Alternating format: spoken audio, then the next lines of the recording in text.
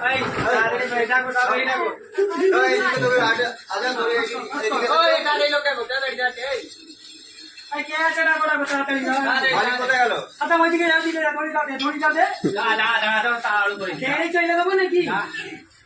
কি হয়েছে?